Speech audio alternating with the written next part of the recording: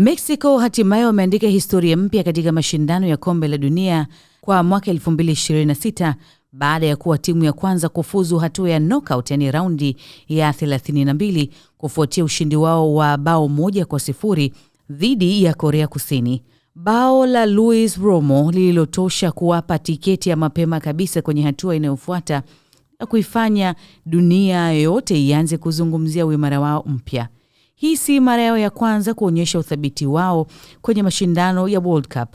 Mexico kwa miaka mingi wamekuwa wakifikia mara kwa mara hatua ya knockout, lakini mara nyingi huishia kwenye raundi ya 16 bila ya kuvuka kwenda mbele zaidi ya hapo, isipokuwa mara 2 tu kwenye historia yao.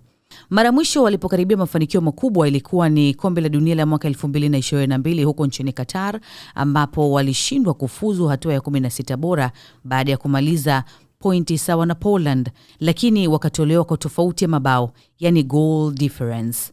Huo ulikuwa ni mmoja wa matokeo yaliyowaumiza zaidi mashabiki wao kwa sababu walikuwa karibu sana na ushindi. Sasa mwaka 2026 kila kitu kimebadilika.